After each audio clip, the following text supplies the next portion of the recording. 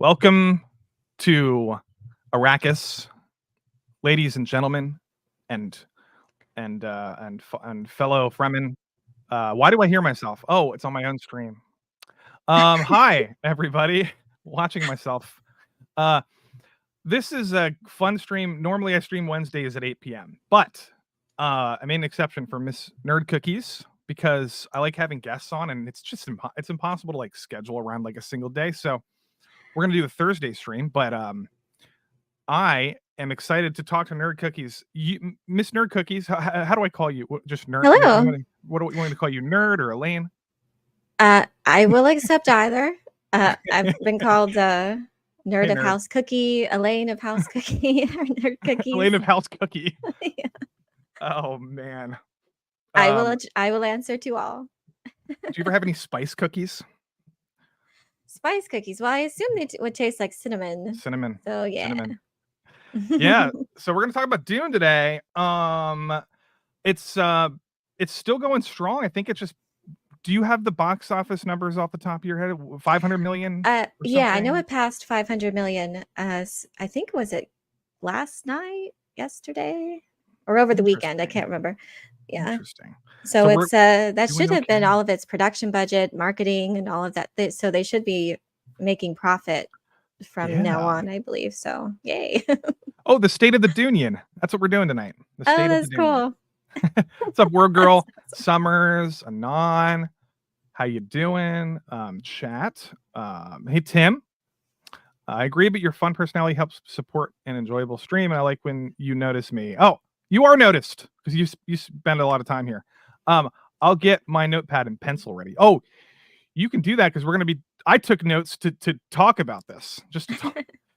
I could have done a lot more notes but I just had my wisdom teeth pull. I'm a little loopy. I'm fine right now, but we'll deal with it. Hey, Jeremy. We're going to talk about some interesting things. Right off the bat, I wanted to share a funny meme because I think memes are funny.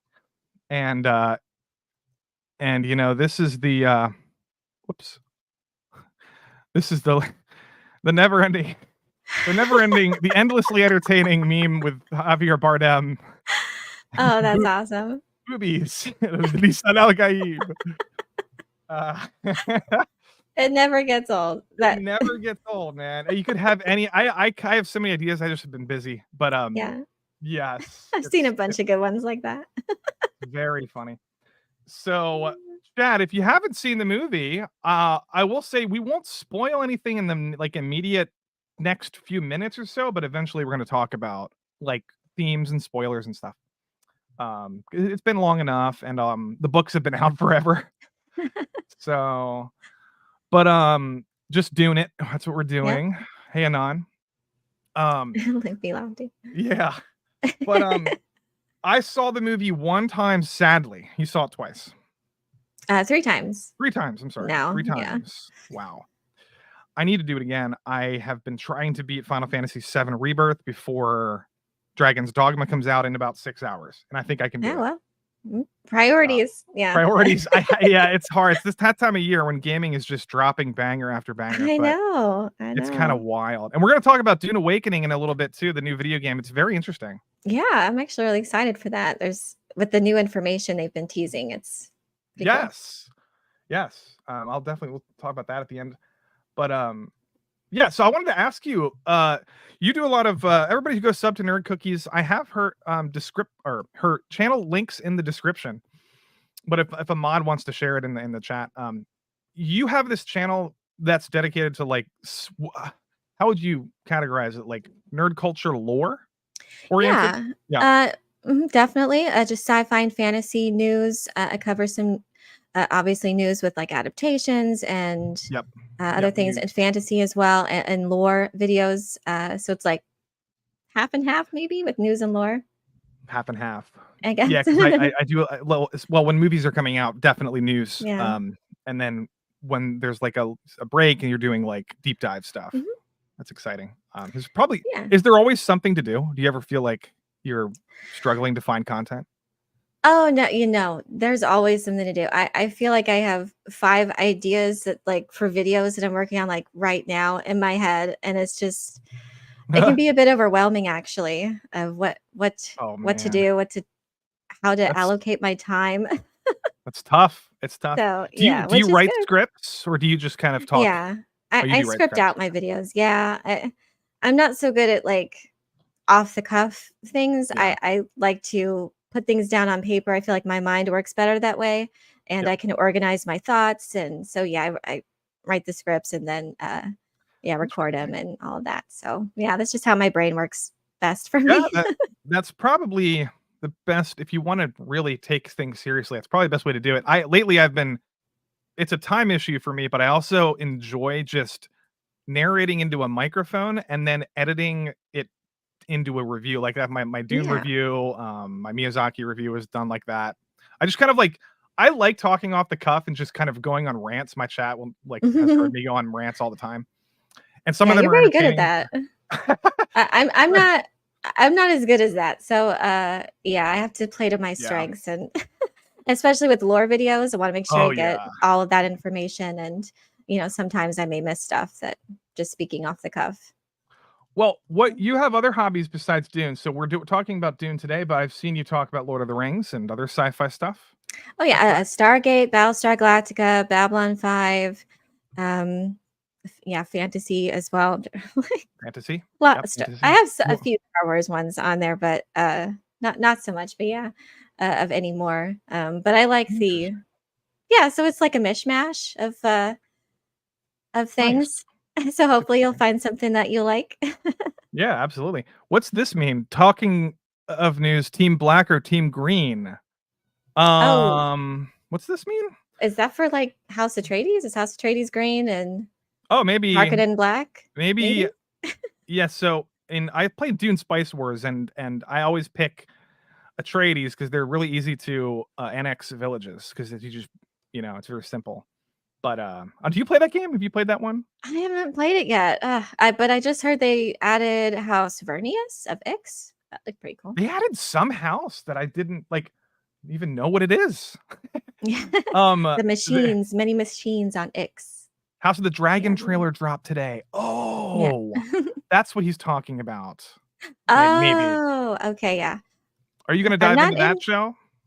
well, With I your never got videos? into, George R. R. Martin's, Okay. stories. That's one thing that I missed. I'm getting into the Expanse right now, actually, Yep. the novels and the show. So that's what I'm kinda consumed Yeah. with in my free time. But I'm hearing Yeah. great things though about House of the Dragon, so that's exciting. I It's love pretty Matt good. Smith. I like Matt Smith. It's pretty good. I wasn't a huge fan of the ending of season 1. There was this weird sort of dynamic girl boss moment where some current character What? for no reason at all, for no reason, just kills a bunch of people and then like doesn't elaborate and leaves.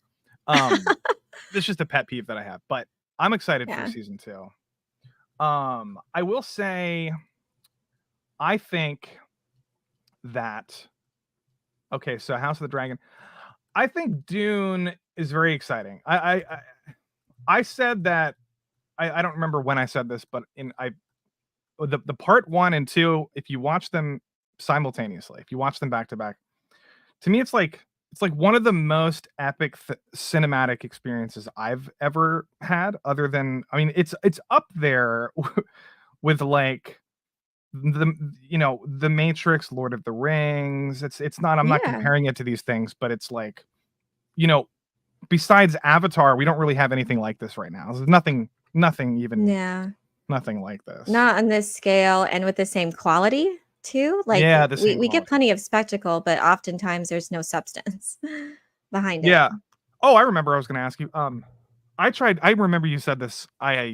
We both had the same experience with Expanse season 1. I couldn't get into the first season of Expanse. I had to tap out because I thought it was a little Oh, derivative and sort of slow, and I didn't like some of the characters. the But book is so much better. Oh my okay, goodness. okay, It's so good. The book is so good. So I started watching the show first because I yeah, put it out there on Twitter, like, what should I do first? And My instinct should have been read the book. Yes. But yeah, but I'm kind of behind on the Expanse. So yeah, I tried to watch it and I couldn't get into it. But man, the book is so good, That's so what I good. hear. But as season 1 progresses, and I haven't gotten past season 1, it does improve towards the end. And I Good. hear that the first season's a bit rough, anyways. But That's good. it's kind of a shame because the book is so well done. I love it. I love that style, and it's very well paced, and characters are very interesting, especially Miller.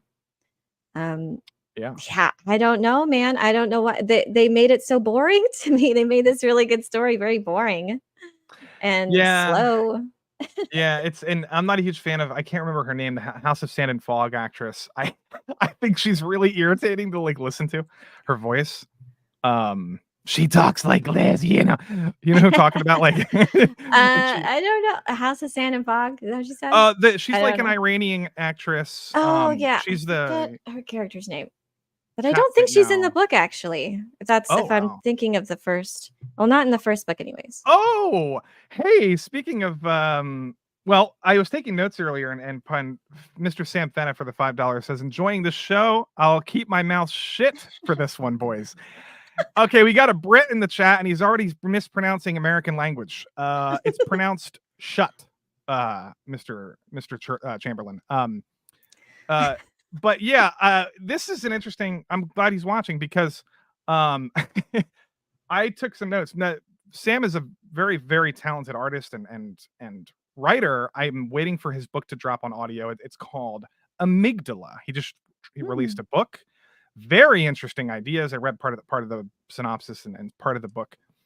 But very interesting, cool book about, I want to summarize it as like a pre-Big Bang mythology, but I could be, so it's a very interesting sort of setting and weird fantasy sci-fi things happening. But anyway, Mr. Fenna was talking to me, and I would say we had an interesting discussion about Dune. He did not very much like the movie, and he has not read the book, and I was trying to explain some of the things about the movie. Let me ask you this, Nerd Cookies. Do you think a person who's not read the book is what's your takeaway? Have people had confusing reactions to the movie in terms of not enough information, or have some people been okay with it? I think people are thirsty for more information. It's just been nice for me because I have these pretty good sized lore playlist on my channel. So, but it speaks to how little world building there was. People are thirsty for information, especially about the Spacing Guild and just these other institutions that make up this mythology, the spice, and people love the Harkonnen. So there's a lot of people watching those videos.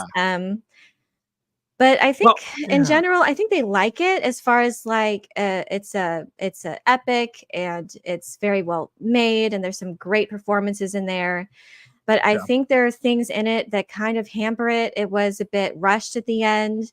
And there's just things that just don't quite add up to as far as motivations and how things work out as they do, the events unfold. It's kind of skimmed over so much towards the end.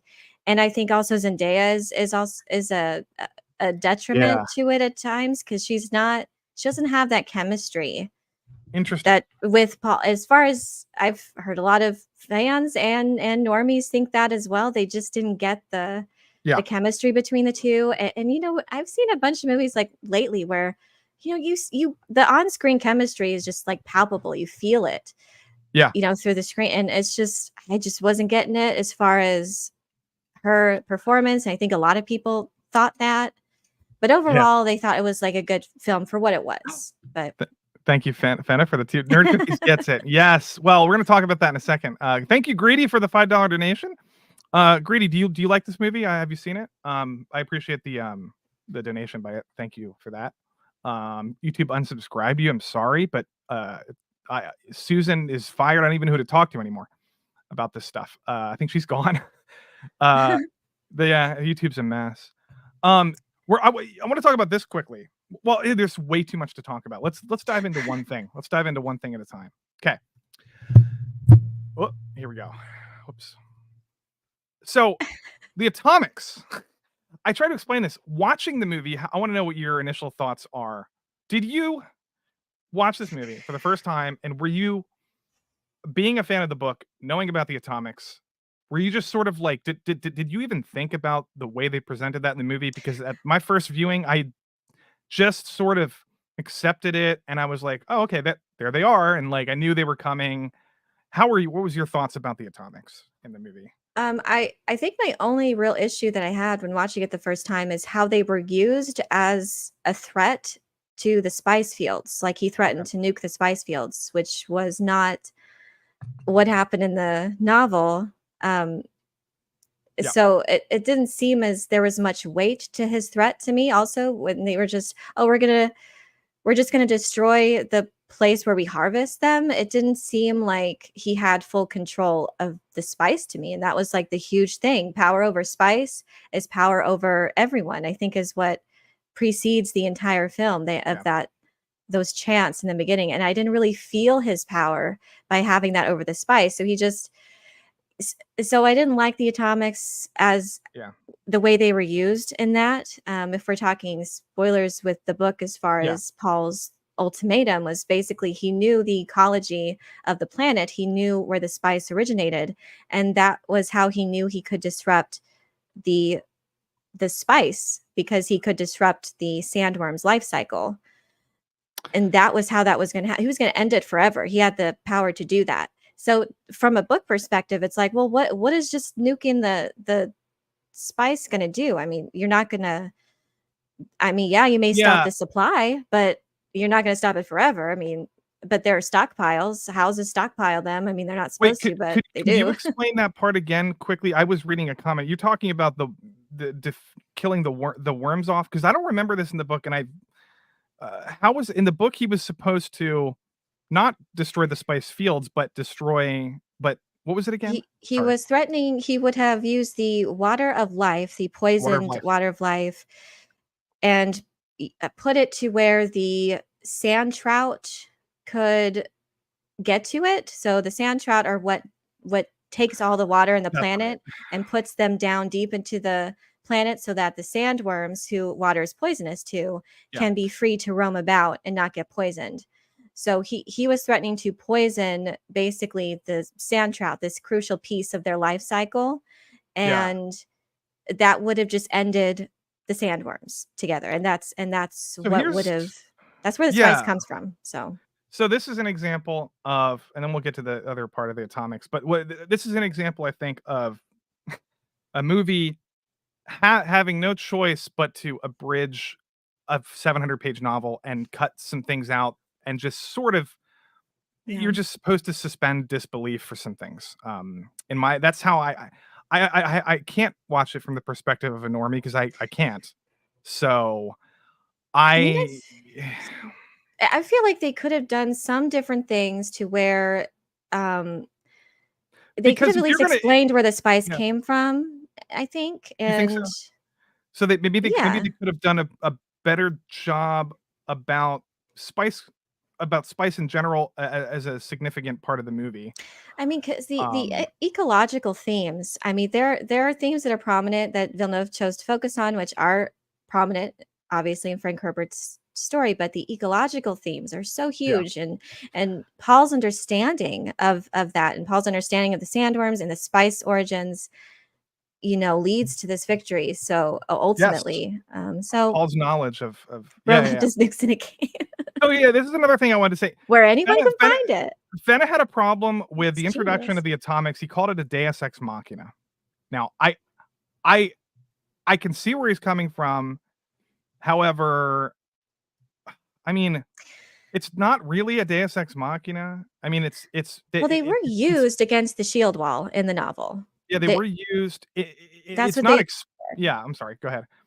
No, Yeah, that's the actual purpose of the nukes, was so that they could that shield wall that was protecting the city from the sandworms and the storms, and that's what the purpose of that was, so that they can get in and just ravage. the city Yeah. and ravage the Harkonnen and Sardaukar forces. Now That's what those are used for. So now in the books, they I guess, do they mention some people are upset about that not knowing about the atomics until the moment where they walk into this cave. It's almost like they should have referenced this sort of earlier so that maybe people could so it doesn't seem like it's just like oh, we found this magical stash of bombs that now we can win the war with. However, yeah. if you just extend the okay, all the houses have atomics. They hid them in Mhm. a cave. That's what they did. They brought them from Caladan. They Paul's biologics were behind the door, so like nobody else could get in. It all sort of just is what it is. I understand. Maybe I didn't feel this way. He says the issue there was a massive world altering plot point. Oh, where was this massive world altering plot point earlier? Dude just wandered into a bomb cave. Yeah, do you think that could have been presented better, maybe? Or Well, I don't think it's actually detailed in the novel how, I yeah, mean, precisely them getting the atomics. So, yeah, I mean, I actually did think the part was cool when we see the atomics. I mean, him walking yeah. I did into too. the cave. I did Yeah, kind of think that was neat that they, showed that. But I just didn't like the heavy use of them that yeah, basically, well, I have all these atomics, so that's where his real control was. Basically, it seemed to me, instead of his control coming from controlling the spice. So that I didn't like in how it was used. And yeah. as far as I think there could be creative leeway, and I guess obviously it didn't hit well for some audiences of, well, this is That's convenient. fair. We have these atomics, but at the same time, they do have the atomics. They did use them. They just weren't detailed that much. So I can see how some would just want a lot of the things with this adaptation, especially in Doom Part 2 and towards the end, a lot of things just happen so fast and they feel rushed. They kind of feel forced at Yeah, times. He changed the Fremen to be divided into these North and Southern fundamentalists, the ones that are kind of non-religious like Chani, and the ones that are like uber so fundamentalist isn't even a word in Frank Herbert's Dune, but they created it to have that yeah, catalyst. So the catalyst being because they're condensing a few years into a few months. And so a yeah, lot of those changes are having to service that purpose of just rushing through this story and keeping that tension upon Paul Atreides. yeah. And obviously on some points it didn't hit well for some people. Well, it's fair, and it's just might be a way they presented it weirdly in the movie. However, it is not a kill Voldemort spell. It's not really. Uh, I mean, um, the it's not Voldemort. Firstly, it's not like Dune versus Voldemort. It's a different sort of it's a different kind of story here where they're telling, and also if they mentioned the kill Voldemort spell in a cave earlier in the thing, it wouldn't make it any less of a random Deus Ex Machina spell. It's just what you know what I mean? Like we would Mhm. just know that they knew about it. Like there's no difference. The only difference is that the audience knows that the characters know about it. Other than that, the characters just Yeah. know about it. We're just you know what I mean? It doesn't change anything in the story. It's just how you perceive it. I want to move on to another Fenna art great point he made about something interesting because I took a lot of notes. There's this okay, the Bene Gesserit breeding program. Okay, hold on a minute here. There's some people, including Fenna, and maybe you can clarify what you were saying here, Fenna, in the comments, but people were taking issue with is if this is supposed to be a false messiah, sort of like cautionary tale, then why is he actually a messiah and not a false messiah? And they're referencing things like the water of life, the visions he Mhm. had prior to apparently to at least in the films ingesting spice for the first time. He Mhm. had visions prior to that. Do you have a takeaway from the movies about how they presented Paul's that kind of storyline about if this is supposed to be about you know, false prophecies, but he Mhm. seems to be like a god. How do you reconcile those things? Yeah, well, I think it's maybe deficiencies as far as world building and the Bene Gesserit's motives that at times just feel unclear and contradictory. I think especially with the Reverend Mother. So the Bene Gesserit's plan is to create the Kwisatz Haderach, this super being that has all the abilities of a Bene Gesserit Reverend Mother, and more so. The Kwisatz Haderach would be a male Bene Gesserit who could see into the past of both their male and female ancestral genetic memory.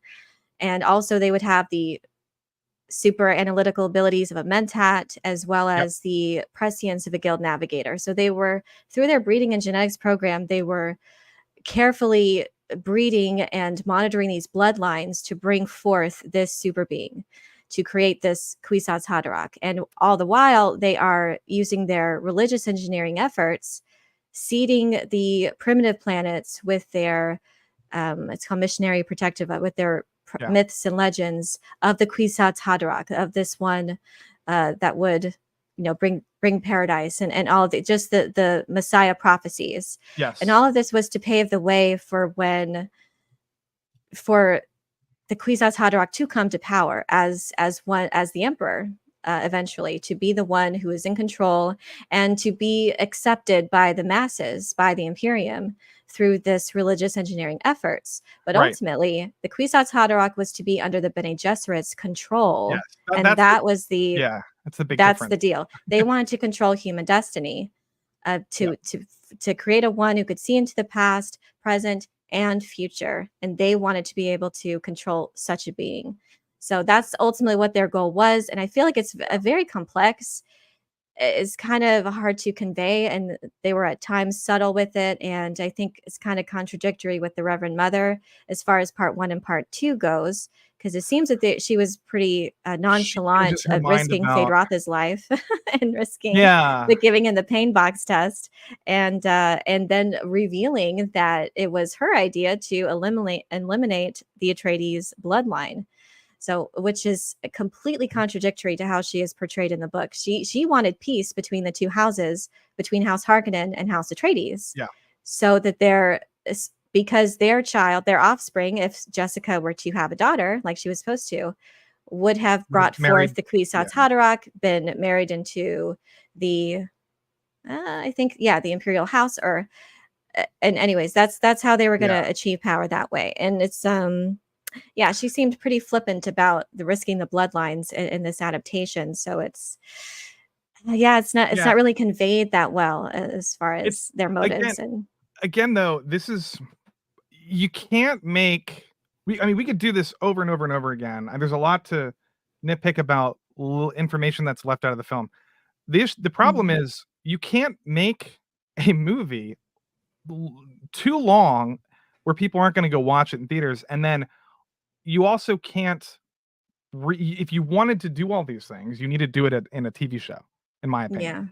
If you want to do a film of Dune, you're gonna have to make sacrifices. And essentially what this movie is, in my opinion, is a very simple story about a good man who is, he's conflicted, he's not corrupted necessarily, but it's about a good man that is seeking vengeance. And well, the movie doesn't really do that, but this movie's is Paul's journey from becoming, or into a, oh man, what's the word I'm looking for? Liberator, basically, of a people that he feels that he is obligated. He has no choice. And this is where we get into the water of life, because I wanted to ask you, some people call it, like, I think Fenna also called it like God juice or something.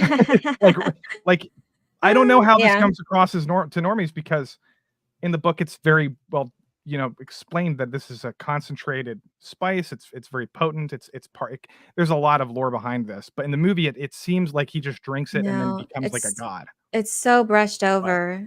And I mean, and I understand, and I do appreciate Villeneuve's approach in some respects. I do appreciate the subtlety, and there are some scenes with like multiple layers that with things that aren't really conveyed. They're not conveyed through dialogue, but and they're conveying multiple things at once. And I actually really liked how part one handled the lore and handled this characters and story.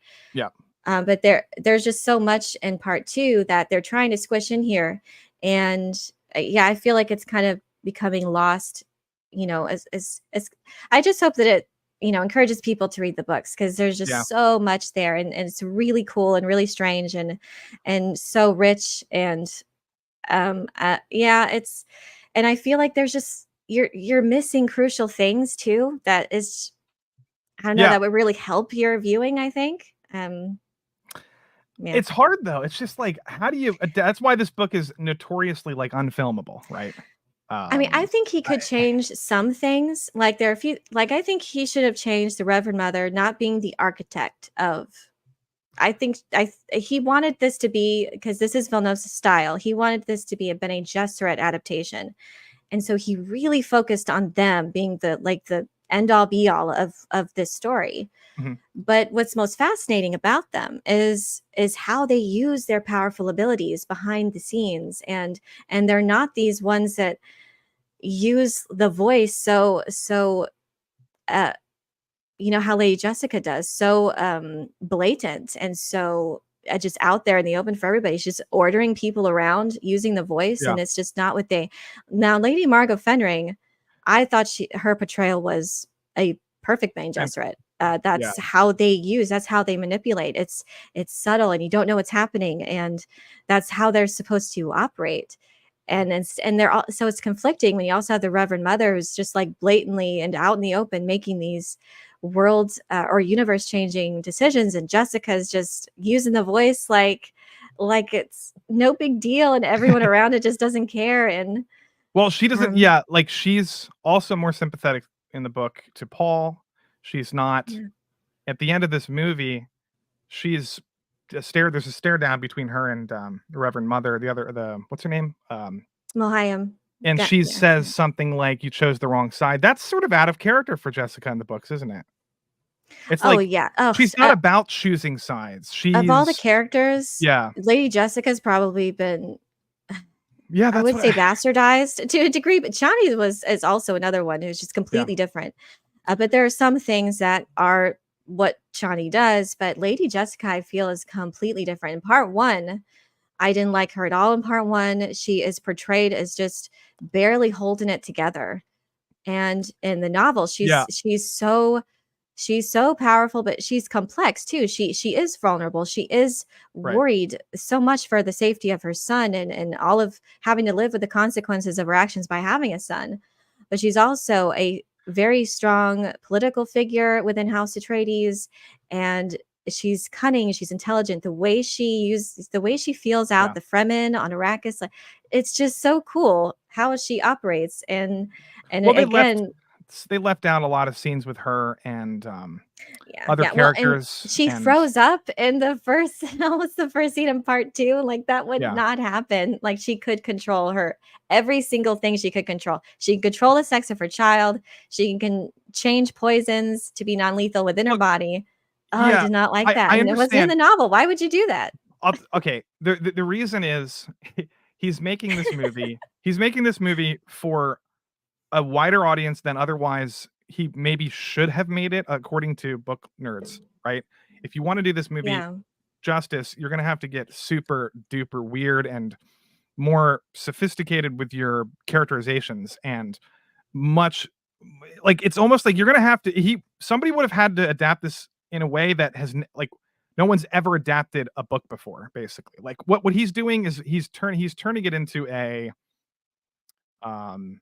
like a more interesting Avatar, or like a sort of a like a Star Wars or something, right? This is a blockbuster epic, movie franchise that is very entertaining and very exciting and accessible, and it does touch these it does deal with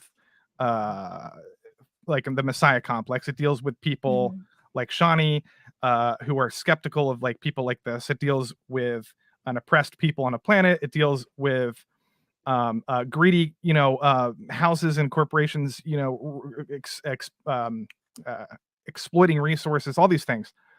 And it's like there's nothing wrong with a movie like that existing. It's just if you want, especially the way this is made, it's brilliant and beautiful and extremely entertaining as a piece of cinema.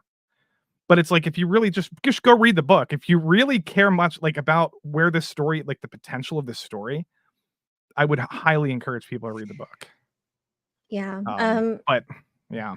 I agree that he was trying to make it accessible, trying to please Dune fans. I mean, obviously he's a Dune fan himself, but also he's got to make this because Dune's not a very popular, I guess, in pop culture. Like, just there's a Hey, a lot of people don't like the in book. comparison to Lord of the Rings. Yeah. Well, it would never have reached that, but it's got a very dedicated fan base, and it is complex and it is depth. There's so much going on.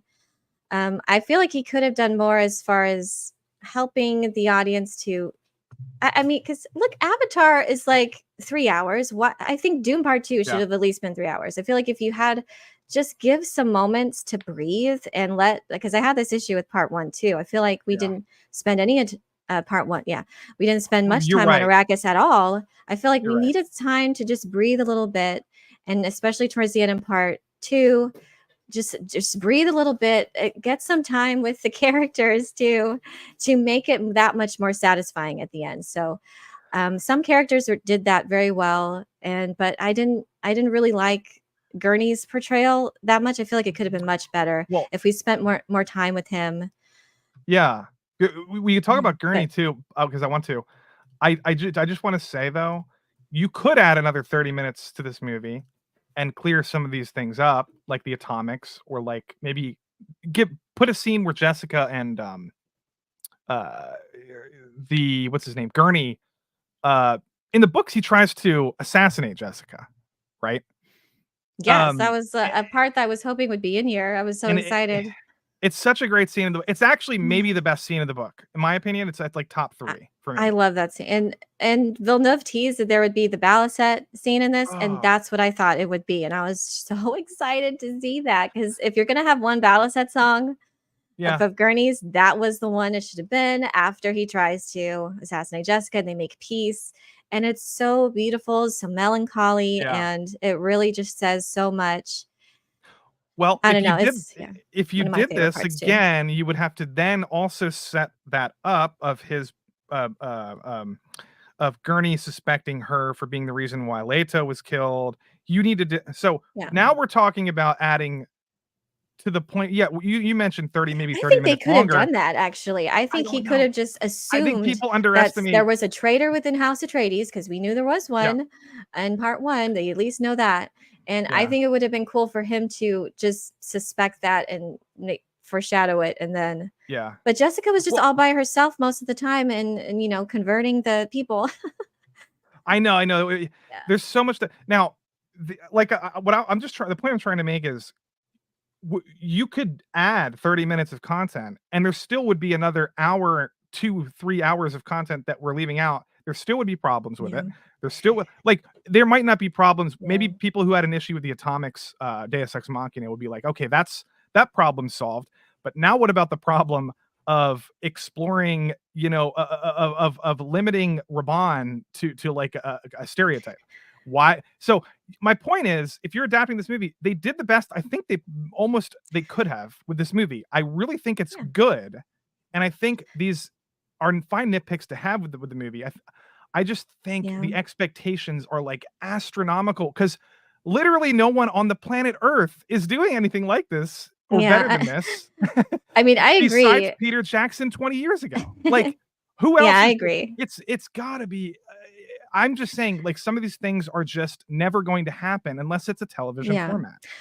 But also too, like he went out of his way to change certain things because that's what he wanted.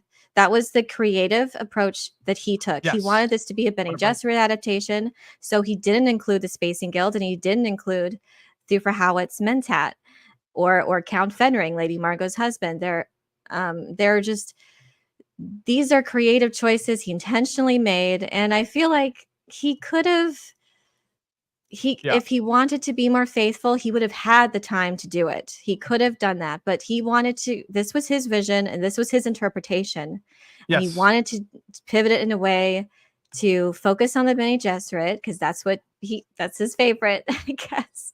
And hey, that's fair because they're cool.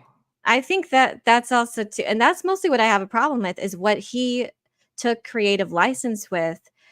I mean, I think he could have spent more time as far as lore and as far as like including things, but he also could have like managed his time better by sticking closer to the source material. And but this was just his own personal sensibilities, which I don't agree with at times. So can we talk about this because Herbert was can you hear this, by the way?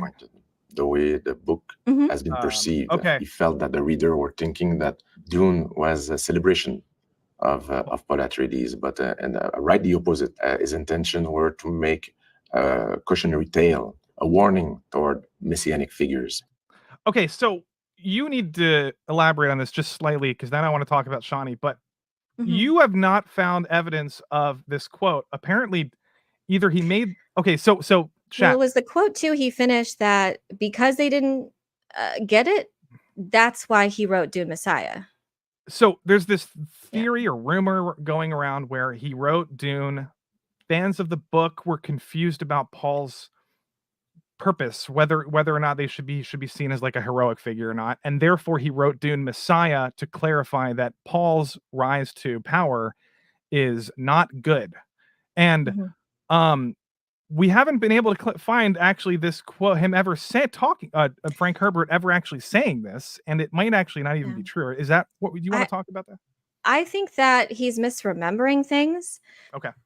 So I don't think he's Herbert being bad. I think I think you're right. He's not doing this on purpose. I don't know. He could be being disingenuous, or if he could have also done the research himself and have found this out himself and have clarified it. But all of that I've been able to find as far as Frank Herbert's writing process was that he conceived this to be a pretty large saga.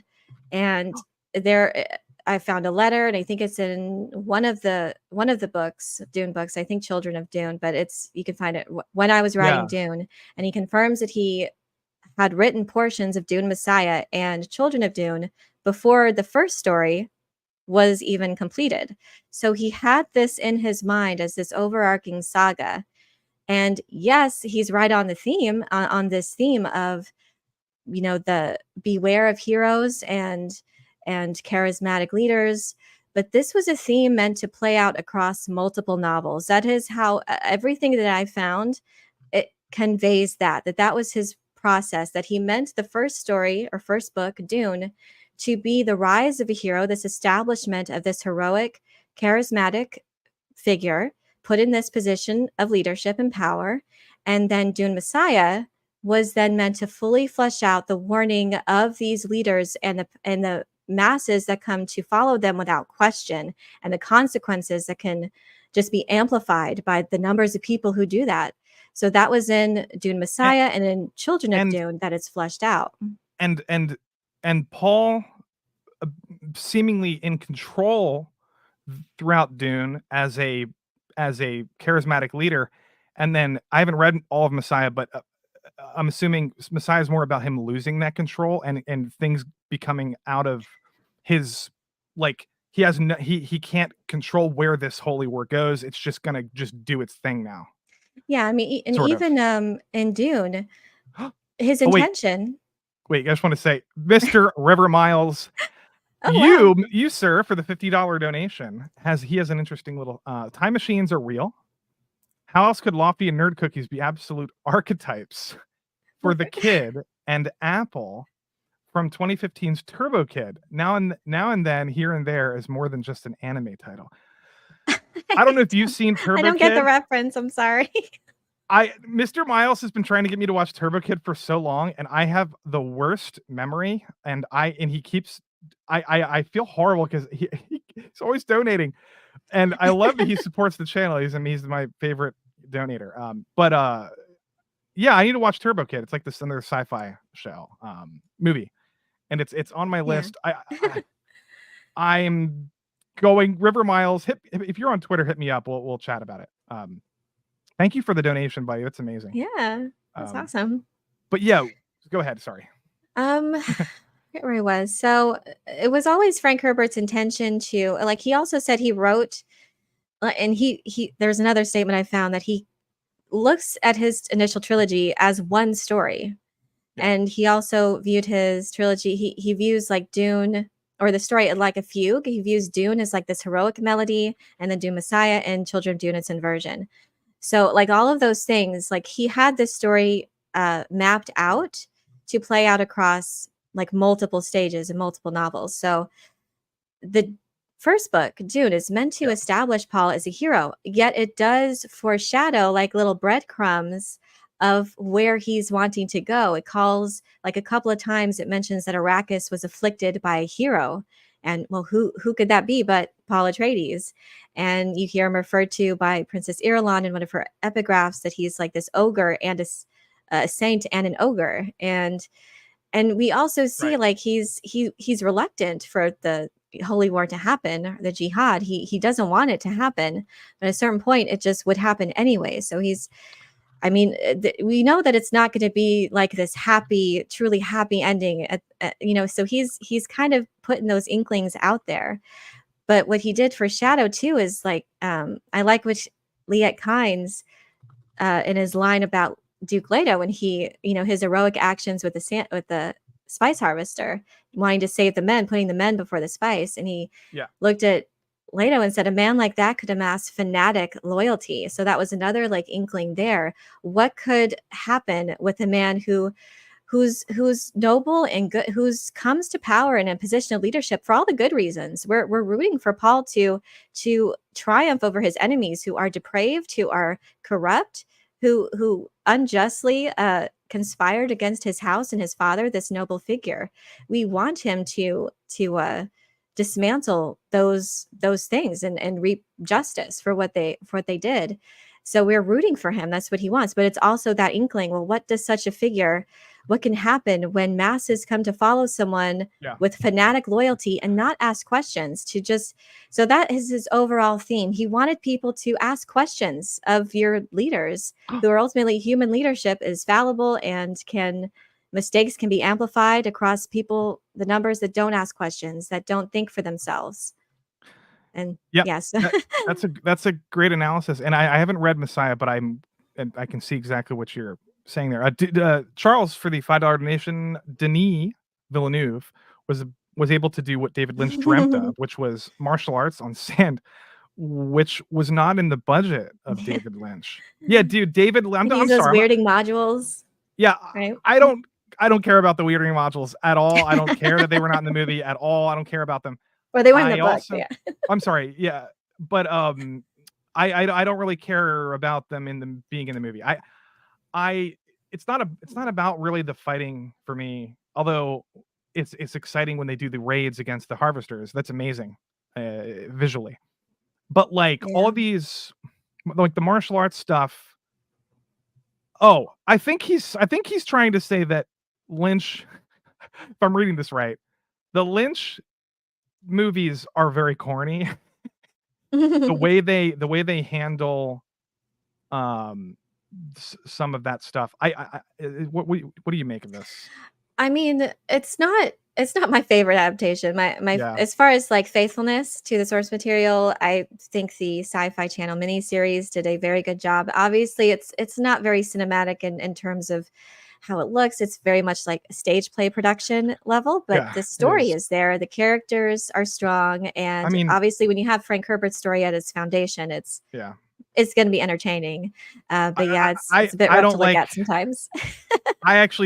This might be controversial. I actually prefer Chani and Villeneuve's Dune than Lynch's Dune. Chani and Lynch's Dune is a cardboard box. Sci-Fi Channel miniseries Chani is my favorite. I need to watch this. But in the Lynch version, they meet. Paul and Chani meet. They fall in love at first sight, happy. Like that's it. That's the extent of the exploration of their character. It's really, really bad. I know, and they had a limit of one film too. So yes, I mean, the problems that I have with Villeneuve's Dune, as far as like how much is being left out, like compound that with just one film. No, it's all good, Charles. I think we got what you were saying. But yeah, I like the production design of the David Lynch Dune. Yeah. I just don't like a lot of it. I The mean, acting is yikes. I mean, and then my problem with what Villeneuve took with that, with his misremembering. So what the reception of Dune Messiah is actually when people came out and said, like, whoa, what happened? Brian Herbert has said this, that it was Dune Messiah when people were confused as to like they didn't want to see their hero fall from his pedestal. So I think Villeneuve was maybe misremembering that. I don't know, but the point was that he used that to change Chani entirely so that he could try to fit this theme that is meant to be played out over multiple books into this 1-2 film adaptation. And I don't know if it even works for general audiences. I just don't think they're getting it unless you know Villeneuve, unless you hear him say it. Yeah. I think people are seeing Paul as they rightfully should, which is as this heroic figure, because that's how Frank Herbert intended it. And I don't think Chani's protestations were enough to convey that overarching theme. I want to talk about Chani right now, but I just wanted to point to this really interesting tweet from Little Platoon about people having this weird comparison between Star Wars and Dune. Is like blah, blah blah, and it's like, he makes a good point here. I wonder what have you read this before, but he talks about how the whole point of actual Dune is to subvert the kind of tropes that make Star Wars what it is. Not coincidentally, it's why The Empire Strikes Back will still be more popular in 20 years. Lucas is a devotee of Joseph Campbell, and thematically closer to Lord of the Rings than it is to Dune, because it's another form of the monomyth that Dune subverts. Herbert aimed for the hero as tyrant. He's on record calling Dune a story about power, as saying the difference between a hero and an anti-hero is how long they live. What was the Dark Knight? Live long enough to see yourself become the villain or something. Yeah, exactly. Game of Thrones is closer to Dune. I've said this before. And Game of Thrones was unbelievably successful as a television show until they ran out of material. That's why I think Dune would work so well as a TV show. A long one. I know. Not a 4.5-hour miniseries. But Luke, so this is a really interesting take. I think he's right. I mean, the comparisons for Dune and Star Wars, they're so different, and I feel like the same thing with like people compare Dune and Lord of the Rings as well. Like, they're just so different, and I think that's why Star Wars and Lord of the Rings have such mass appeal, is because they're more that traditional line of storytelling that really just appeals to everybody, which is good versus evil, and these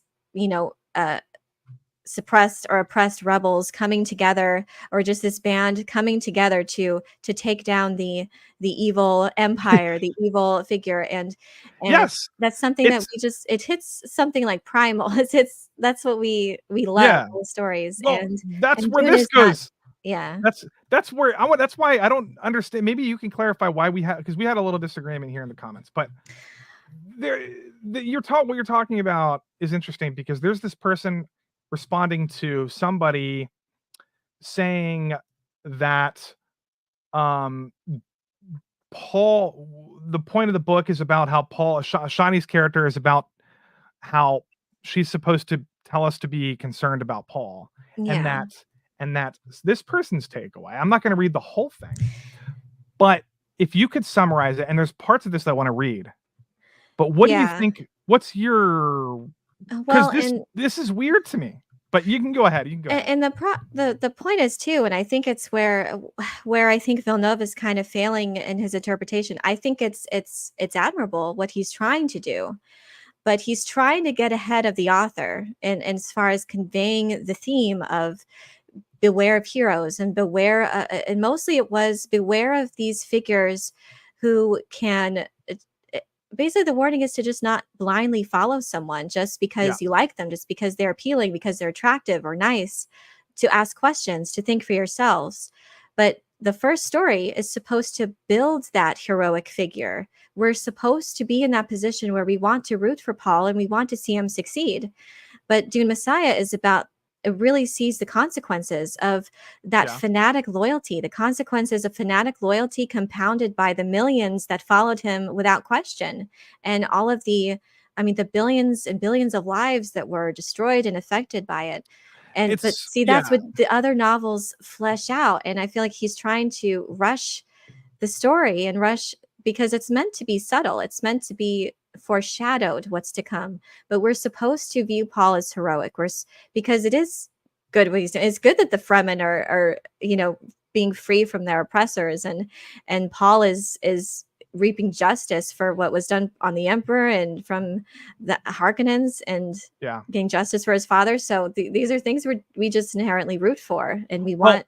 Well, good versus evil, Fenna. You just mentioned revenge.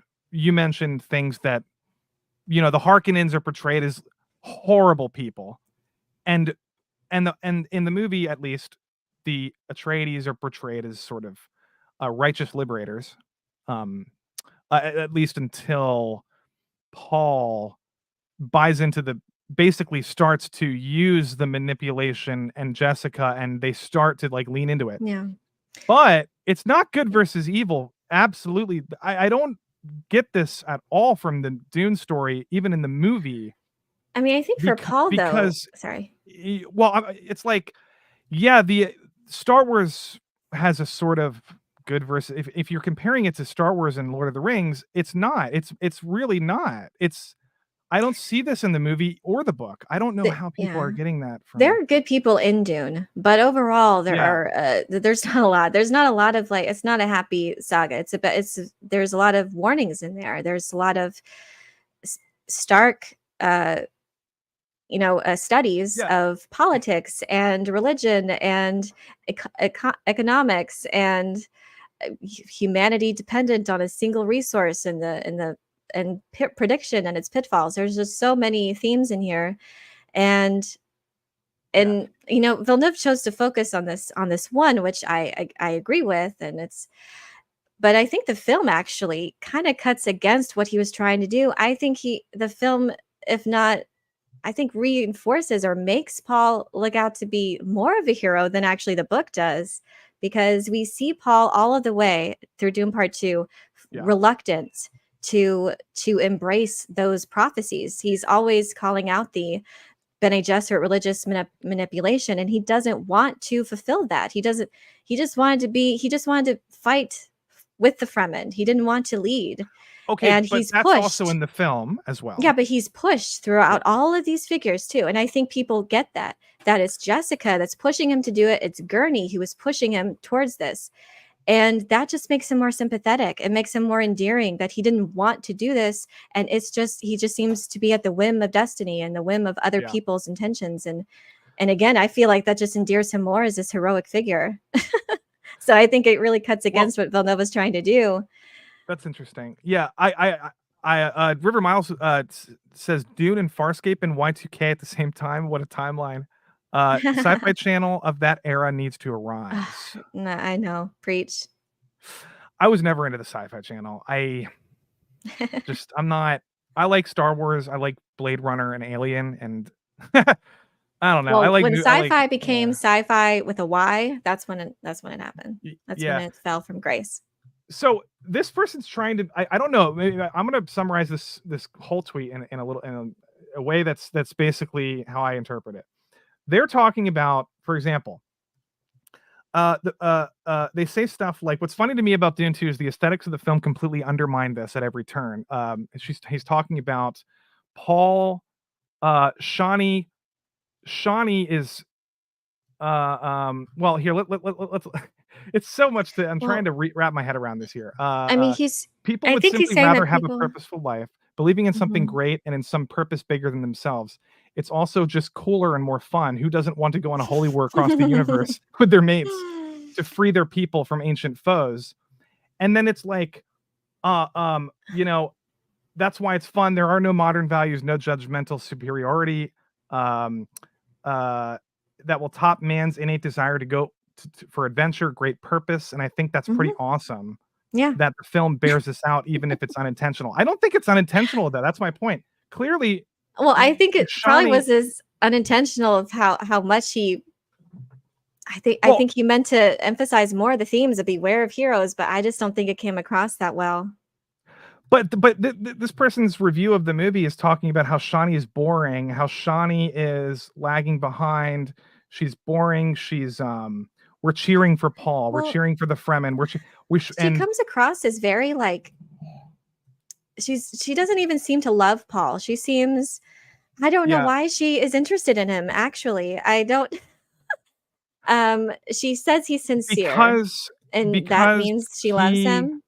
Because he talked to her, he explained early in the film in the second movie she calls he Gurney is also against. Gurney's a lot of water. Like when they recently joined up with him, and like she didn't really care about.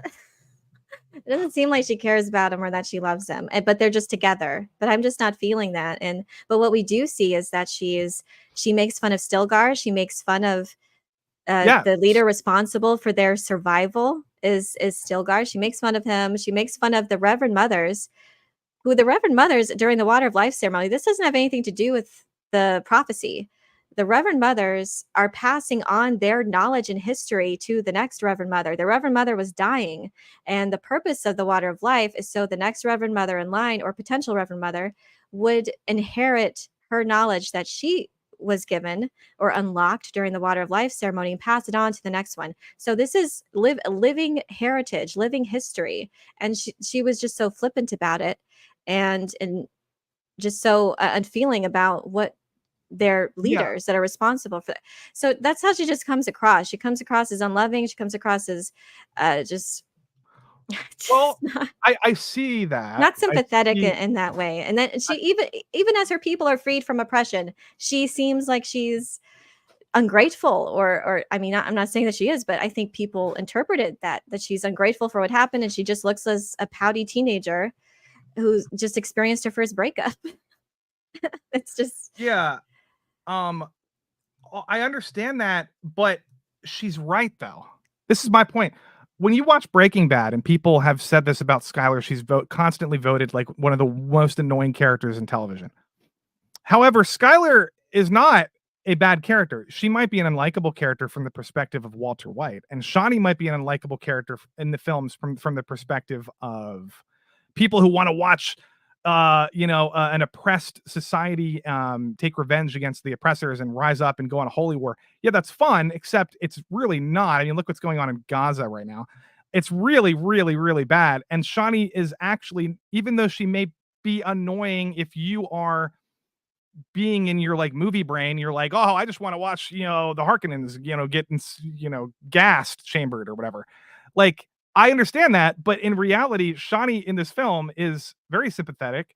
She's correct. The Bene Gesserit have been doing this breeding program. They're brainwashing everybody in the entire universe so they but can there's take no control. way for her to know that, and they don't establish why she knows that. But that doesn't matter though, because it kind of does, because we established all of the other Fremen in part 1, and even Chani in part 1, she says, "I don't believe you're the Lisan al Gaib." But does she believe in the prophecy then? Or does she believe that Paul's not it? So it's not even like consistent with how she was portrayed in the first movie. That's fair, but let's just say they added a scene where she was aware of it and she's understood and she's correct and there's a reason for it. Does it make it any less likable or more likable? Well, it's her motivation though. This is her entire motivation of her character is speaking out against this prophetic enslavement. But there's no reason established for why she believes the things that she does. She just knows it.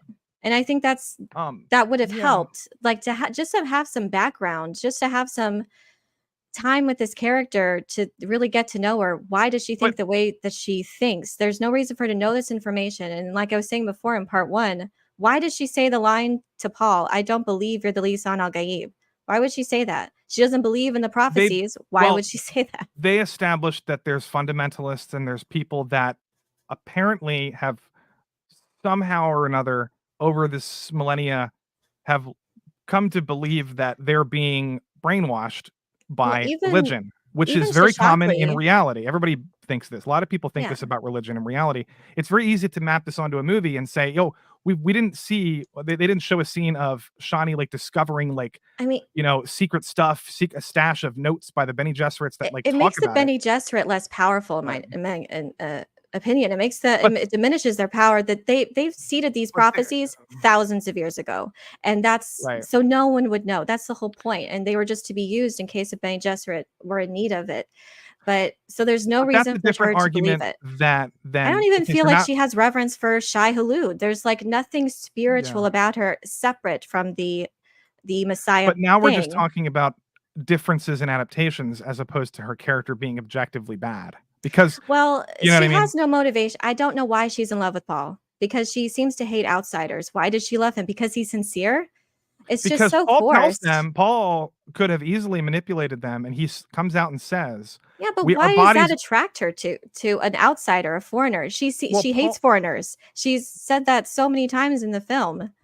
I just don't understand Well, why she likes him. Somebody can hate foreigners and then realize that a foreigner is an exception to the rule because they're actually against their own people, just like in The Last Samurai or any other movie like this. But it seems you to know? just cut against everything that she is. It seems to cut against, and that's why the love story just becomes this weird, it just becomes confusing because we're supposed to believe you know, that she's in love with the man who, and also his most vocal critic. Like it just doesn't, Yes. especially going forward. This There's is the just this can't. Pocahontas. I mean, Avatar, Pocahontas, Princess Yeah, but Mononoke, The Last Samurai. This That's happens not, over and over. it's a I toxic don't- relationship, and I I don't believe disagree. it. I don't believe she loves him. I disagree. I think we've seen this storyline play. Well, why is it not toxic in Princess Mononoke then? What's the difference? Like, what are we? We're dealing with an outsider who is, you know, we're dealing. Because there's actual character development with Chani. She still feels the way that she feels at the end of the story. She still has the same exact views, and honestly, the way they portray it, even in the subtle ways, it portrays it as she's not in love with him anymore, and if anything, she's his enemy now. Because the blue scarf she wears, apparently that was because how Villeneuve interpreted, oh, that was what Fremen women wear when they're in love, and she made a point to take it off, and it just, there's nothing. I understand. To portray her love continually as she's, you can't be in love how they depicted her. I don't believe that she could be in love with the man who used these prophecies that involved her people, that led to her people being involved in a holy war in his name, knowing that it's all fake, knowing that. And so it makes Dune Messiah just gonna be this just bastardization when it comes to her character. It's, I don't know how they're gonna do it. I know, but now we're back to bastardizing the source material. I'm just saying this movie, as it is, I don't think Chani is a bad character. I think she maybe is a more likable character and more understanding of why she fell in love with Paul in the books, because it's a more romantic character. You know, more traditionally established character. This is a little bit more maybe complicated, and they don't go dive into her motivations very well. I mean, but on paper, I think it sounds okay. It sounds like a good story and characterization. And you're worried about Messiah. You're also worried about where they're going with her character, right? Yes, I'm very, very mixed feelings, and I don't feel that. See, Villeneuve's entire motivation for changing her character was to establish this theme that was meant to play out and meant to be assured that audiences knew in Dune Messiah, and ultimately I feel like he failed in that respect. People still think at large that he is this heroic figure as per the author's intent, but now we just have this kind of this gaping plot hole that needs to be filled, and they're just going to continue to change her character going forward if Dune Messiah happens. And I'm just worried because there's no source materials for him to draw from that. I feel it becomes weaker because of it. That's just my.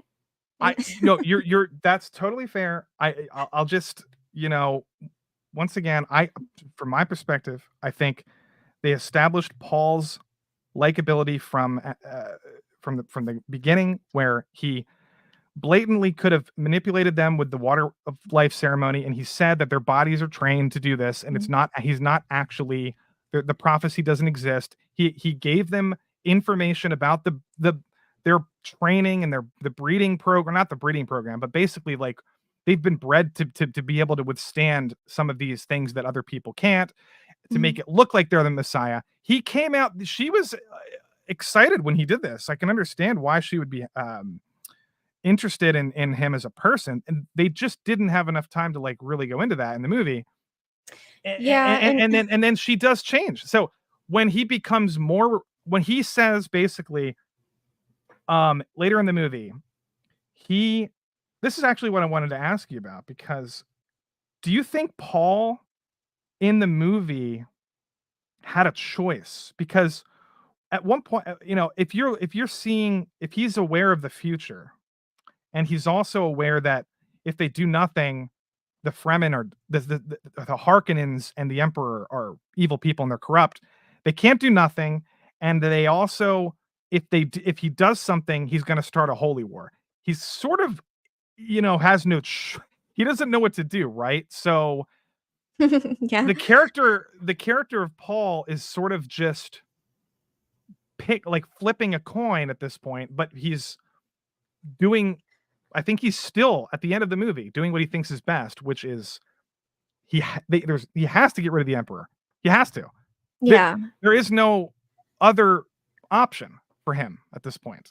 And then she's conflicted because yes, the Bene Gesserit have been brainwashing people, and they've been setting this up for so long that she feels like that this is out of their control. They have no freedom. They're just doing what was inevitable. They're little lab rats, basically. And I understand where she's coming from when she's upset. You know what I mean? I think she's fine as far as the story goes, and just purely from a film perspective. Yeah.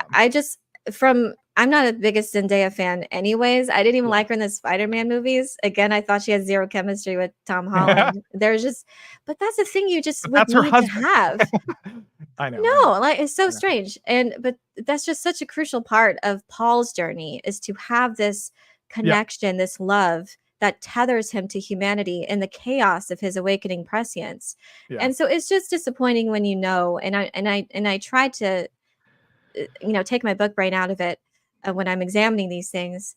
But it's just when what's there, and that's why I recently watched Avatar: The Way of Water. Yeah. And I feel like people like that type of character because is it Neytiri and yes, Zoe Saldana? People like that type of character. That's what Chani is. She is a warrior. She's also deeply spiritual, and she is very loyal to the traditions and customs of her people. And those are things that just are missing. And it's been injected with some modernity to try to get the youth of today involved in this story. I'm not sure if it works for that, but at the same time, it's like it's just missing the depth and richness of this character for something that I feel ultimately doesn't portray or accomplish what Villeneuve was trying to do. But I get that people do like her, and she's not a bad actress. And I'm not saying that. It's just I just don't get the chemistry as far as the love story. And the love story is just a huge thing. And especially in Dune Messiah. So I feel like it's just in jeopardy moving forward in that regard. But yeah, this is no Luke and Leia love story here. This is not as interesting as no, you're right. I mean, I appreciate and I appreciate how Villeneuve, from a film perspective, made the decisions that he did. I think, I was so disappointed with Aaliyah, but I did like some of the things he decided to do with the creative choices there. I think were kind of neat, and that make me excited for the future. But I'm very mixed. I'm just excited as equally nervous for some characters. Yeah. So it's just what it comes with adaptations, I guess, of such a dense story. Yeah. I mean, what do you think of this? Did she say this isn't over? And I don't remember that in the movie. I have to watch that again. I think when does she does say that, but I forget when it happens. Was it before or after the duel? Now, when Paul says she'll come to understand, he's talking to somebody. Do you think Paul means she'll come to understand that I had no choice, or do you think that he means she'll come to understand that I don't know. It's so vague. It is vague. So he says that It is vague. So he says that line before they even go to the Battle of Arakeen, like right after they do their battle plan, map it out, and then he says it. And so I feel like it's maybe kind of poorly placed where that line even is. I think it would have been better served after and when she's running off, maybe he's talking to his mother then. Yeah. She is a badass in the movie. She's badass warrior in the book, but she's so much more. That's all I was saying. They just no, she's not a Mary more to her character. She's not a Mary Sue. All Fremen are warriors. All children are out there on the battlefield, killing off enemy wounded and marking them for water collection. So that's the way life on Fremen. Now, when Paul gets up in the middle of their religious ceremony and just like breaks the rules and says, "I'm not going to kill Stilgar. I'm not going to cut off my right hand to satisfy your stupid archaic religion.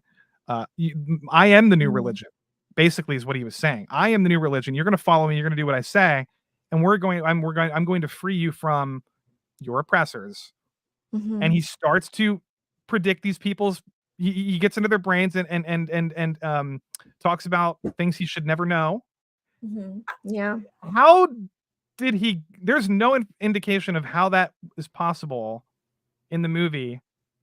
For him to know people's pasts that he's never even interacted with. Is that explained in the book? Because I can't remember that. How does he know about like the people that he's addressing and talking about like their dead family members and stuff? Yeah. Well, so now at that point his prescience had been fully awakened. And so what the Kwisatz Haderach means is the man that can be many places at once. It is someone whose mind can bridge past and future, and even in the presence can know what's going on like everywhere in the present. So it's not a omnipotence, but it's but he is aware of things, and it's the full breadth of his abilities, it's that have been realized. It's the blue. And it's part of it. And I'm trying to remember exactly. It's a pretty lengthy speech to what he does in the book. It's actually really cool. It's similar to how he does it, and I feel like he was leaning more into getting the Fremen to change their beliefs and their ways, like their traditions were a religion to them. Their ways of survival were religion. So how a person comes to a leadership position is by someone calling out the pre-existing leader and, in a duel to the death. So whenever Paul rode the sandworm, that was like, okay, he is now like full Fremen. He knows our ways. He needs to call out Stilgar and be our leader. And that was, of course, that happens later in the novel. In the film, it happens way earlier.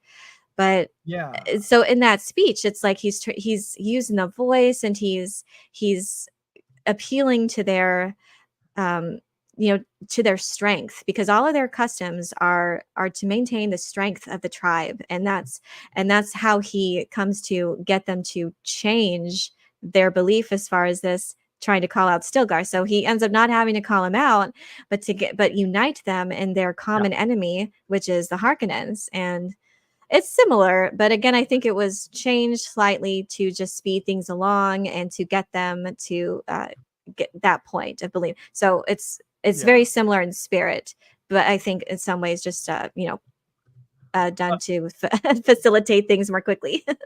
Yeah, for sure. I also need to. But I did really like that scene. I think overall it had the spirit of it, and it was portrayed really well. And it did have the part with Stilgar to call him out in order to lead or to speak. And Paul and Timothy Chalamet was fantastic in that scene. Oscar worthy. Definitely. Oh yeah, I hope so. I agree. He was so powerful. Like very interesting range for him in that movie. I'm used to him. Have you seen Bones and All? It's like an indie horror movie. No, I just saw him in Wonka recently. Oh yeah, Wonka. I didn't like that Wonka was at funny. all. Yeah, Wonka. Yeah. But Bones and All is really good. He plays a cannibal, but he's sort of depressed the whole movie. He's very somber, melancholic. But this is totally different for me. Oh yeah, sounds. Well, no. I mean, Paul's transformation at the end of this was like unexpected for Chalamet's performance.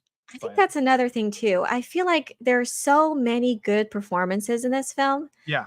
That maybe Zendaya is like struggling to keep up. I think that's fair. like Paul Jessica, and Austin Butler and Jessica, even if though I don't like her Jessica's character was butchered, yeah, I still can't. she was good in this film. She's so good that I almost don't care that she's like more evil than she should be. I like her better in this film than part 1.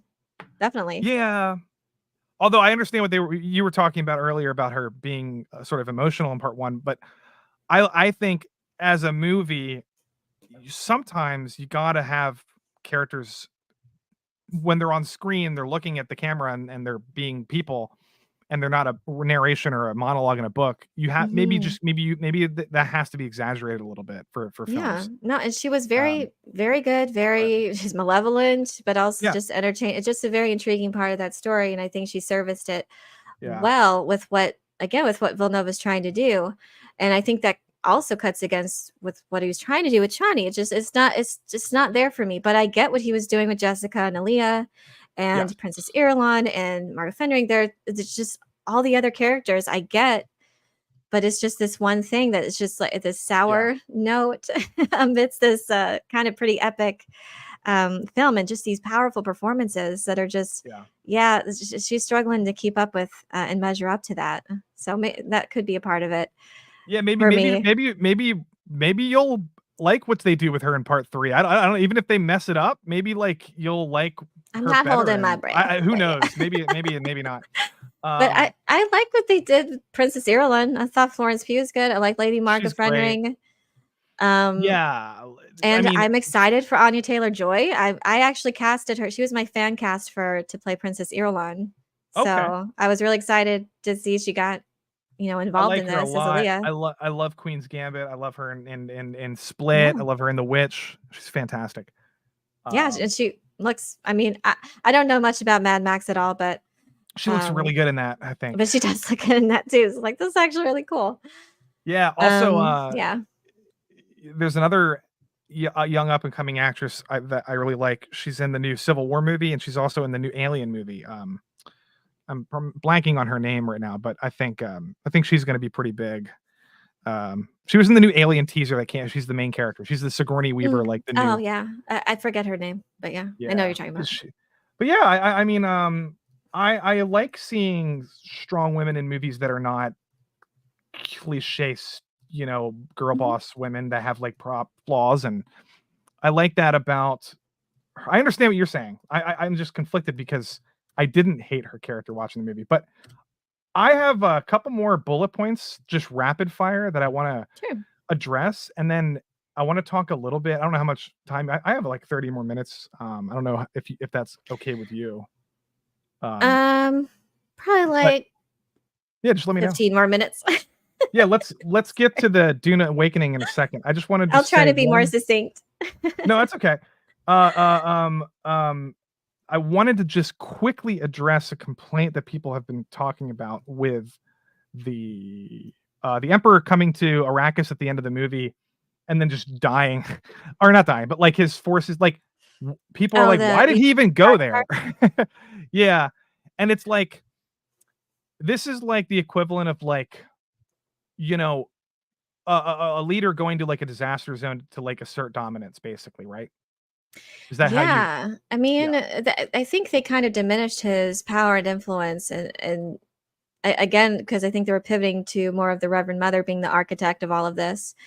Yeah. So he came across as not very strong or cunning or intelligent, and came across as weak, just kind of the puppet of the Reverend Mother.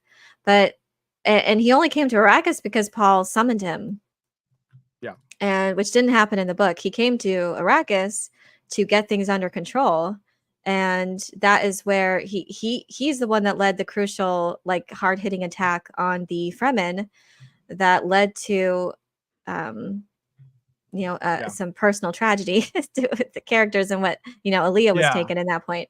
So again, they had to like rush everything, and then once they basically all fled after the nukes were launched at the shield wall, and they like attacked everyone, the Emperor fled up into his ship or into a place of safety, and then that's when Paul summoned him to talk terms. Yeah. So again, they're just condensing so much into so. But the great houses were circling the planet. he had eyes on him. It made sense. Still kind of made sense why he was there. Yeah, I mean they explained that. Yeah. But and they didn't know about. Yes or no? Did in the books did they know about the sandworms riding the sandworms? I don't think they ever knew this about that in the books. I don't think anybody knew this. If like outsiders knew if they could ride sandworms? Did anybody know that the Fremen had this sandworm power that that's why they were able to surprise and I mean, there was a lot power. they didn't know. Again, about the ecology and again the deep desert. I mean, they're just there to harvest the spice. They don't, and the sandworms are just a nuisance. So yeah, and the Harkonnens suck ass at finding this information out. They're worse in the movie than they are in the book. Dune Awakening, everybody, is a video game. I don't know, man. This might be big. It's hard to say, but it's a survival MMO. Maybe, yeah. I'm actually really excited. From the company, they did Conan Exiles, which is a fun game, but it's very, very janky and kind of crazy, kind of not great, but it's a survival game. They're using Unreal Engine 5. It looks amazing. It's an open world survival. There are sandworms that will eat you. They look a little different though. They look different. Yeah, they don't look like this. I actually kind of like the design though. I like the. I do. I like new. It. Kind of look like the worms from Tremors a little bit mixed in there. Or the thing for the Sarlacc pit from Star Wars a little bit, maybe more like that sort of. But yeah, you get to choose your identity. There's special skill trees. There's mentats. There's Bene Gesserit. And there was some controversy around this game sidestepping religion. Oh, I saw that. Which people I think took out of context a little bit. Yes. Did you read it? Did you read the actual interview? I did. I actually have it. I have it right here. It's so. When you read it, then you'd know. Like the question I think that was posed to Joel Bylos was, "What is the event?" Because there's an event that's going to happen that's going to alter the story. To pivot away. And they said, "Well, is the event Paul taking the water of life ceremony or the water of life?" So it was very specific to Paul. And that was somehow that's how he got into that it was sidestepping religion, but mostly it was like sidestepping Paul's role. Right. And like, you're not Paul in this situation. It's what he's trying to you're not Paul. You're all this also is like an alternate reality, Dune, where Paul, I don't, did they say that Paul doesn't even exist? Or he's not well, born Duke yet? Leto is there. Yeah, and this is supposed to be 8 years after the events of Dune. So I think. Oh, okay. So it's actually this entirely new storyline of events, and yeah, we're gonna get to meet like familiar characters. I don't know how many. I don't know if we're gonna see Duncan Idaho or I don't know. Yeah. So it's a little bit of an alternate timeline sort of thing. Yeah. I guess. And however, religion is in the game. The Bene Gesserit skill trees, and you can become a Bene Gesserit. The player is not the Messiah. Yeah. There is a lot of lore accurate stuff in the game, but they just said that. Yeah, you explained it better than I could. I want to go back to the. I like how they addressed it though, just straight to the point, and religion's a part of it. Yeah, don't worry about that. Yeah. And then exploring, so it's, the desert. I read that you're going to be able to kill people and drink their blood for water as a survival mechanic, which sounds epic. Yeah. And the world's going to be changing. I mean, like, there's going to be like, because it's a desert, there's probably going to be like shifting environmental stuff happening. And they previewed that in the movie. And obviously this game takes a lot of inspiration from the movies, because I think they're involved too. And they said they were. But I wonder if like the water collection, because that was something I did think was cool in the films, that they showed them taking the water from the Harkonnens. So I wonder if that's the mechanic, how that's going to look. Yes, and there's a spice market. I don't know if this is a global market like other MMOs where like New World, where it's controlled by the player base. I'm not sure. But yeah, and I wanted to get to this because you just brought it up. But here's Greg Fraser. Here is Greg Fraser It's a couple minutes long here, but I just wanted to. He's talking about using Unreal Engine in the production of Dune Part 2. Unreal Engine is a game developer software, but he's using it in a way similar to how James Cameron did, where they can hold like a tablet up and they can like visualize with Unreal Engine the locations, the map out, lighting and all these different things with this game software, and they're using it. He explains a little bit. I think we'll just watch this quick and then we can like wrap up, but it's very interesting. Saw the complexity that Dune 2 was going to have from its pre-production perspective and from its planning perspective. I realized that being able to use Unreal Engine, being able to have control over light, staging, all in pre-production, was only ever going to speed up the process. A large part of what we used Unreal for was to... So this is Greg Fraser talking. He's the cinematographer pre-plan of Dune that we were trying to achieve, so that we were able to then put metahuman characters into the location to pre-plan when the shadow was going to reveal them, when the shadow was going to be off them. So using Unreal in pre-production was a godsend. That's awesome. The Dune Awakening game had detail. Inspired. Yeah, like this visually is stunning. It's probably it actually looks really good. Ray tracing, the lighting is brilliant. By the world that we had built in Dune Part 1. Uh-oh. My internet's being dumb. And they've built a world which continues the world that we built on film, and actually probably even expands upon it and builds a world that's greater than the film that we've made. And yeah, I know. Is that, that's one thing that the movies. I love the opening shot of Part 2. How immersive it is. Like Arrakis comes to life in the first 10 minutes. I think it's really cool. Oh yeah, I actually love my favorite part is the first half. Yeah, the first half.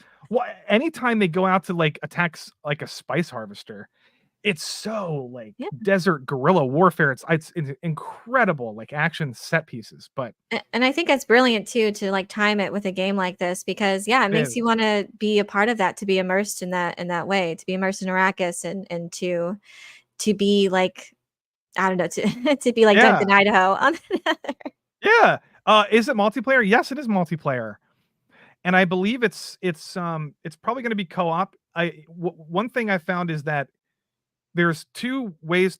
It's a survival game, so there's going to be base building, which means you can. There's two things.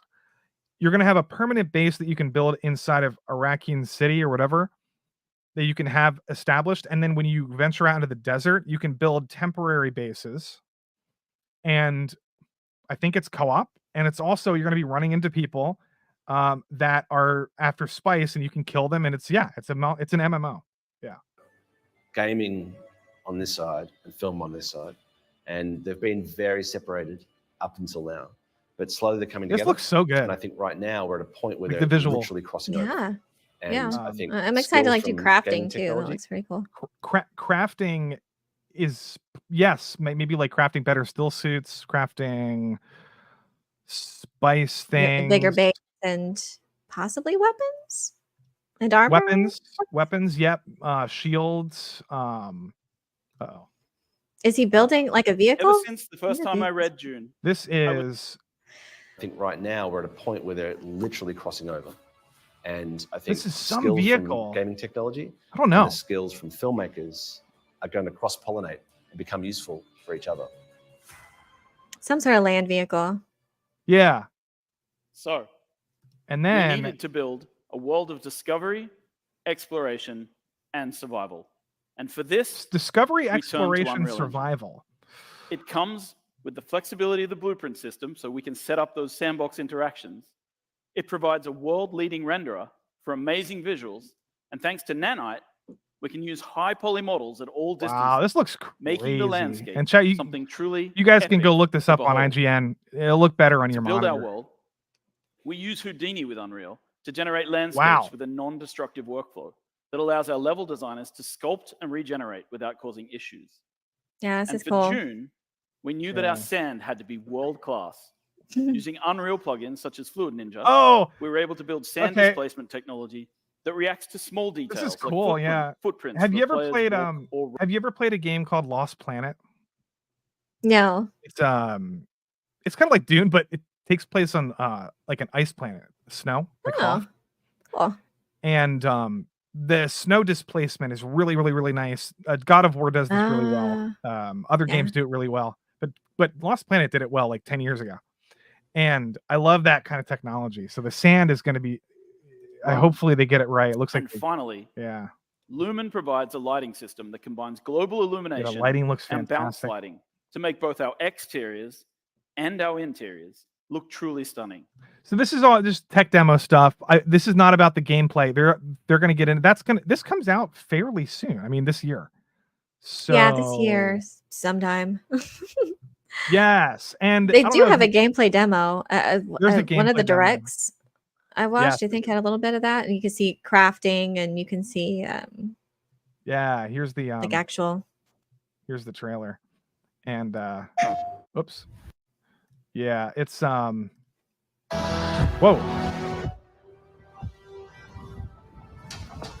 So there's a sandworm. Talk with that rhythm. Yeah, I think it's cool. It's a little different. Yeah. So here's there you go. So here's harvesting. I don't know. This might be spice or spice Some rocks, minerals. maybe. I don't know. Yeah. Base building. Vehicle. That's cool. You know. I like how the nose plugs look too. Actually. Yeah, they look great. Here's like climbing. Oh yeah, little hunter seeker. Hunter seeker.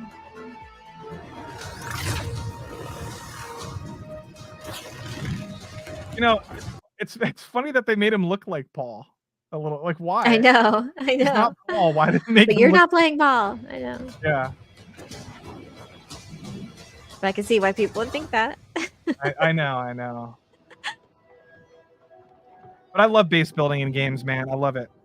It's so much fun. And this is the multiplayer part, guys. So like big battles, probably fighting over spice. This might even be like an MMO where you can go to like a world event and then participate and then just like free for all or team, 50 on 50 player PvP or whatever. Yeah. We don't know. But, yeah. And I know there's like, I don't know, some procedural generation or something like that to where the face of Arrakis will change and there'll be places to explore and you gotta pounce on those resources while you can. And yes, kind of so like New World is an MMO that has faction infighting constantly. It's really interesting. But this is also sponsored by Legacy or Legendary, so they did the movie and so they're working with the studio. And I just thought it's a pretty great concept for a game for Dune to be the survival game. So that's pretty I totally no brainer there. Yeah. I am intrigued about the story though. That's what I'm like most intrigued by. Like what's going to be motivating us, driving this and control of the spice and everything. So I'm intrigued by that and who we'll get to interact with and align with. Yeah. Hey, if you get it, maybe we can play a little bit or find like a bunch of Dune fans to like hang out and play with. Yeah. I don't know. We'll see. A house cookie. House cookie. Yeah. We probably make our own houses and stuff in the game. You can probably that's gonna be Dune. River Mile says Dune 4X would be good. That's like 4X games are like Civilization, Humankind. It would be a good. Isn't Spice Wars esque like 4X esque? Is more like it has 4X elements. It does. Yeah. It also has like RTS elements. It has like Northgard, same developer as Northgard. It has 4X elements. It's just not as strategic. It's more like it's efficiency in building in order correctly and then like dominating the map efficiently. But I wonder if they'll come out with like another game. I think Funcom has one other game that they can create or something. I think they have a deal for that, but obviously they're busy. Stop mission 1. Stop production of spice. Get piss off the Emperor. Get the family atomics. Get the family atomics. Find the cave. Find the random cave in the middle of the open. It's the most obvious. It'd be funny if like somebody showed up and they were like, "Sir, we need we need Paul's biology thumbprint. And the guy's like, just blow the rocks up. There you go. Just blow the rocks up. You don't have to go through the door. What are you talking about? I mean, they have the capability. If a shield interacts with the laser gun that has an atomic reaction. But that, you got to be careful around the atomics with the laser guns. I don't know if that's probably not going to be a mechanic in this. Probably not. Maybe. But yeah. I don't know if shields will be used at all. Yeah, that shields. I don't know if I mentioned of that. Yeah. Man, that went by so fast, man. I have so much more to talk about, but maybe some other time we can do it. Yeah. Maybe when the game comes out or something, we can do another Dune convo. Yeah, sure. Something. Always enjoy talking with you. I like your insights. Oh, thank you. I appreciate it. Great talking with you, and in the chat too. It's great hearing everyone's thoughts. Everybody's chiming in today. Potential problem is a boring biome though, no variety.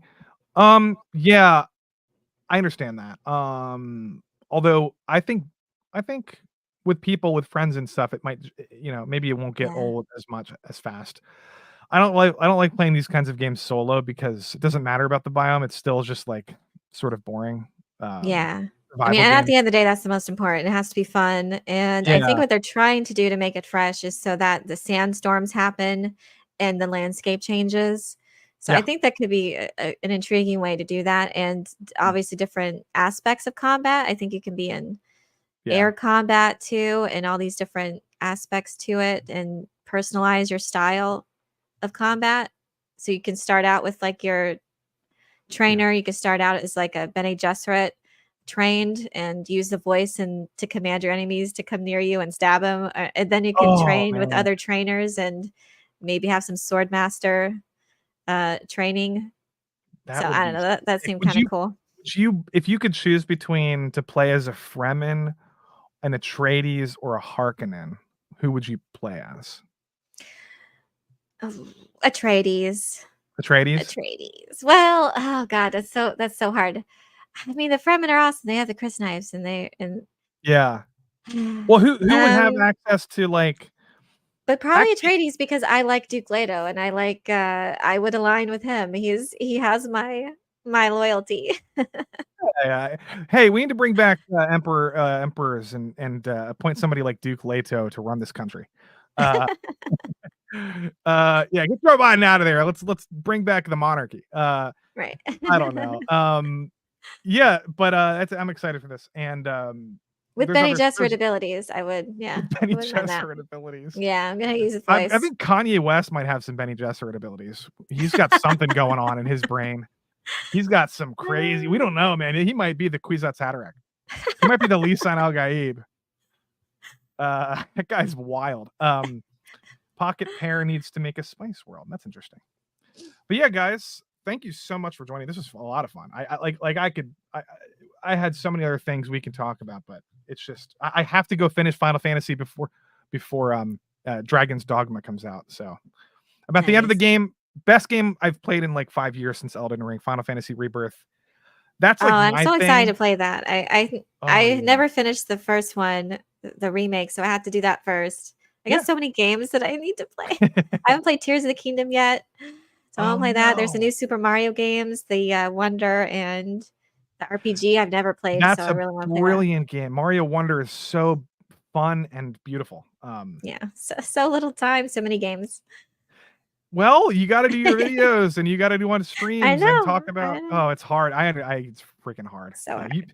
It's like you feel like you want to. I gotta prioritize. It's still fun. Then that's why people do gaming streams now. It's very popular. And I used to do those. I'd like to do that again. Hopefully, well, we'll see. Yeah. I do have my gaming channel, but even like Nerd of the Rings has a big sort of a similar. I don't know if you would call yourself similar, but channel wise. But he did like he played the Gollum game. He played the Mines of Moria game. Yeah, I saw that. Yeah. But I sometimes I just like playing solo though by myself, like off stream, because it's sort of stressful to play games on stream, but sometimes it's relaxing, and that's why I like Breath of the Wild and Tears of the Kingdom. I'm sure it'll be the same. It's very chill. Yeah, very chill. Tears of the Kingdom is stunning, and I love that game. But thank you everybody for listening, and we're gonna let Nerd Cookies go, and I'm gonna go play Final Fantasy. And you guys have a good evening. What is today? Thursday? Yes. Yeah. So there are, I believe, if you guys want to go head over to Movie Cynic's channel. He's doing a stream now, and I think Geeks and Gamers might have a stream. I don't know, but I can't do raids right now. I have to set that up. But you guys have a good night. Go watch something. Go play a game, and thanks for hanging out, everybody. Good night, Good night. Anon and Coconut and River. Thanks, River Miles, again for the super chats. I love you, buddy. Bye bye, everybody.